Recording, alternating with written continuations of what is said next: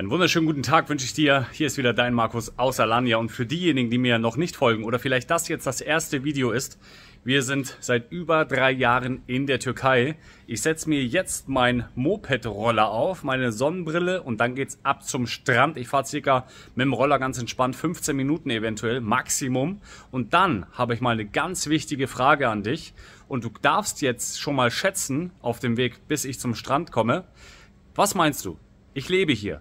Wie oft war ich dieses Jahr am Strand zum Baden? Also einen Strandtag. Wie viele Tage habe ich am Strand verbracht? Schreib's jetzt schon mal rein. Lass es mich wissen. Ich bin sehr gespannt und du wirst wahrscheinlich überrascht sein. Also bleib unbedingt dran. Okay, ganz cool und lässig hier angekommen mit meinem Moped, mit meinem Fettsackroller hier, nenne ich ihn immer. Aber ist eine richtig coole Bude. Hab mir den letztes Jahr gekauft irgendwann. Also auch schon wieder fast ein Jahr her. Die Zeit rennt, Leute. Es ist brutal. Aber ich mache jetzt ein ganz kurzes, knackiges Workout hier. Das zählt nicht unter einem Strandtag. Nein, das meine ich nicht. Strandtag bedeutet für mich, ich gehe mittags dann raus in die Sonne mit meinen Sachen, Handtuch, Badezeugs, Sonnenschutz, Sonnenstuhl, Sonnenschirm, Handtuch und Trinken und mehr und verbringe meinen Tag. Wahrscheinlich hast du schon geschrieben und du wirst zu 100% meiner Meinung nach falsch liegen. Also ich mache ein kurzes Workout, bleib dran, wir sehen uns gleich. Also auch voll cool, hier wird Volleyball gespielt. Die Leute genießen so ihr Leben, richtig cool. Ja, die Jungs, die hat man auch öfters gesehen. Mega krass. Und die Sonne neigt sich jetzt dem Ende zu des Tages. Also wir haben mit Sonnenuntergang gleich. Kein Mensch ist hier. Schauen wir mal. Ja, hier jetzt der erste.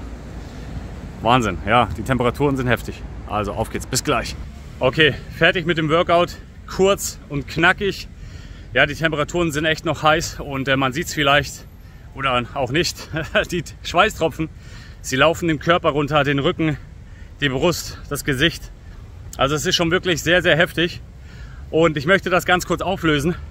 Also, ich war schon sehr, sehr oft am Strand dieses Jahr, definitiv. Aber nur überwiegend zum Sport machen. Das heißt, ich habe meinen Ablauf mir geschaffen. Ich bin morgens aufgestanden, bin zum Strand gefahren.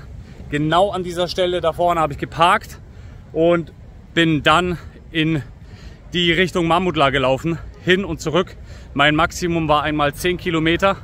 Das ist natürlich im Vergleich zu dem, was ich früher gelaufen bin in Deutschland, ein absoluter Witz. Aber immerhin habe ich es doch gemacht, oder? Da gibst du mir doch recht, ist doch mal eine gute Sache.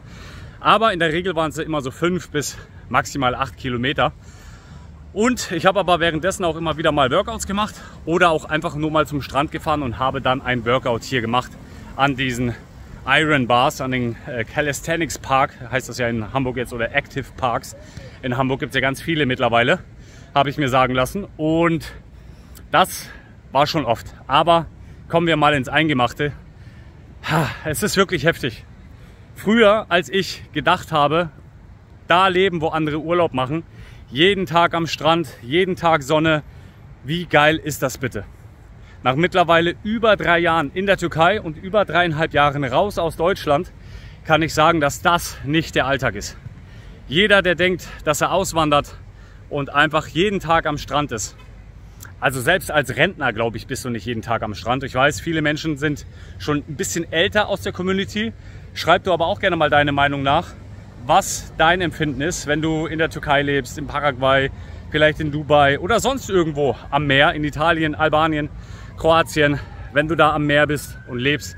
Ganz ehrlich, schreib mal rein, wie oft bist du am Meer? Ich persönlich will es ganz kurz auflösen. Maximal war ich Strandtag mit Family, wenn überhaupt sowieso, alleine, nee, nur zum Sport machen. Strandtag maximal, und das ist schon wahrscheinlich zu viel, 10 Mal. Ich glaube eher, dass ich vielleicht 5 Mal dieses Jahr am Strand war. Und komischerweise wurde es immer weniger. Ich habe, als wir das erste Jahr hier waren in der Türkei, 2021 im Sommer, waren wir natürlich in Antalya noch extrem oft am Strand, weil wir erstmal diesen Urlaubsfeeling hatten. 5 Monate Paraguay, darunter waren 2 Monate ungefähr Winter, waren dann hier Südhalbkugel, ihr wisst es ja, Äquator, da ist die Welt anders. Das heißt, dort war Winter und in der Türkei war Sommer und wir haben diesen Sommerurlaub quasi gemacht. Waren dann wirklich tagtäglich irgendwie am Strand, das war richtig krass. Den nächsten Sommer haben wir in Alanya verbracht, 2022. Und da kam dann unser Container an. Trotzdem, obwohl wir sehr viel zu tun hatten, waren wir doch öfters am Strand. Letztes Jahr, 2023, waren wir, ich glaube, gleich geblieben am Strand. Es gab nicht extra mehr Tage oder so. Und dieses Jahr extrem krass abgebaut, das Ganze. Man könnte auch sagen, man ist diese Hitze nicht gewohnt. Man hat sich nicht so akklimatisiert, wie man das eigentlich denken würde. Ganz ehrlich, ich gehe 3-mal am Tag mit dem Hund, normalerweise 4-mal am Tag, aber zurzeit nur 3-mal. Und eigentlich müsste ich sogar nur 2-mal am Tag rausgehen.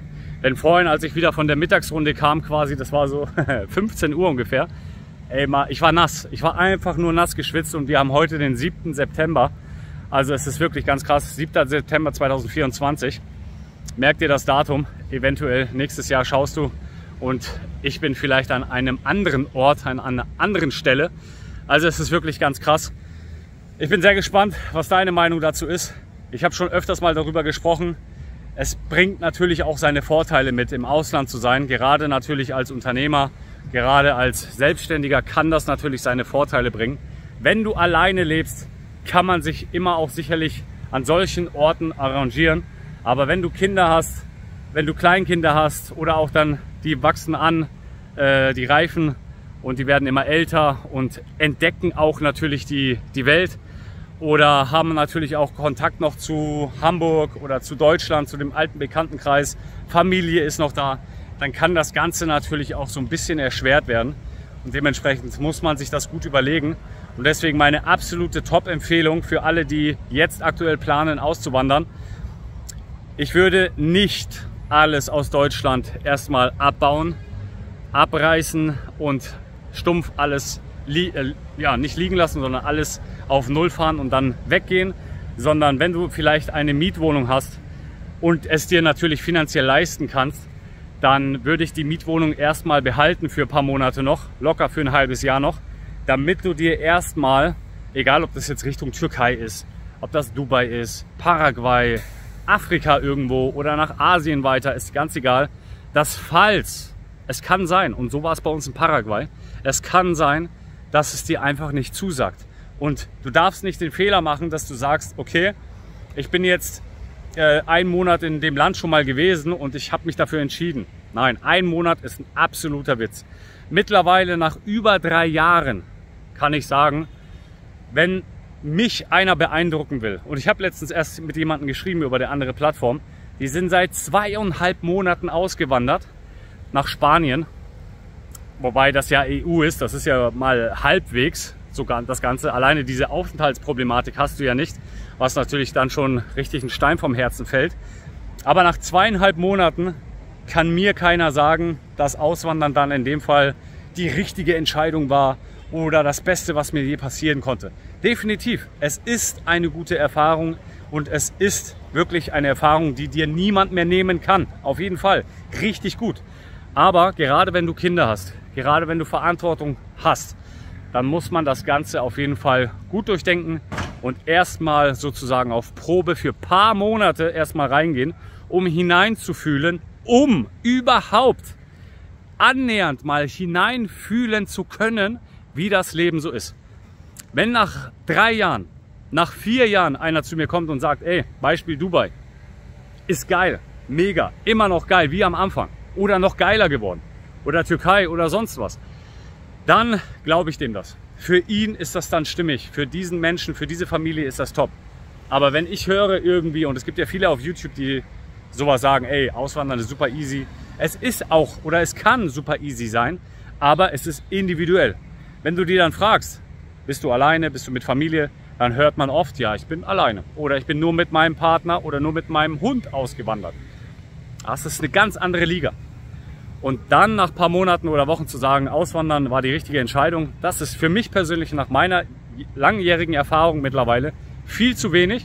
Und deswegen, wenn du mich fragst, nach mittlerweile über 3 Jahren Auswanderung, es ist eine gute Erfahrung und es war von Anfang an die richtige Entscheidung.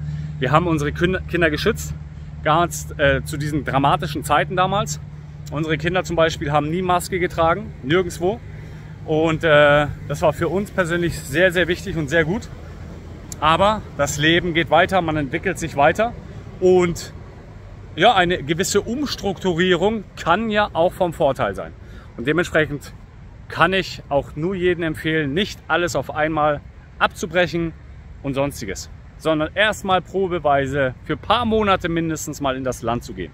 Und dann wirst du vielleicht auch feststellen, dass das mit den Aufenthaltsgenehmigungen dann doch nicht immer so einfach ist. Wie zum Beispiel in der Türkei.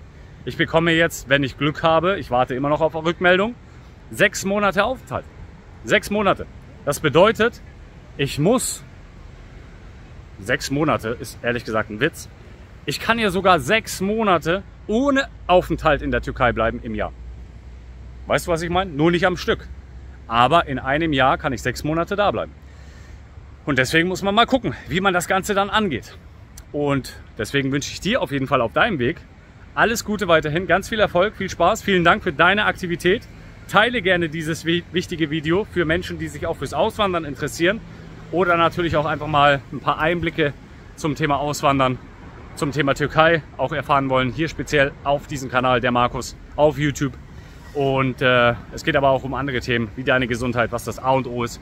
Wie viele Menschen haben mich angeschrieben, Markus, ich habe die und die Problematik, ich kann nicht auswandern, weil das und das ist. Ein großes Problem, was mir dazu noch einfällt, lass es mich wissen, wenn du bis hierher geschaut hast, schreibe gerne itransform.de zum Beispiel, itransform.de in unseren Kommentar jetzt hier rein, wenn du so lange hier dabei geblieben bist. Denn das ist ein Problem, was mich persönlich auch stört.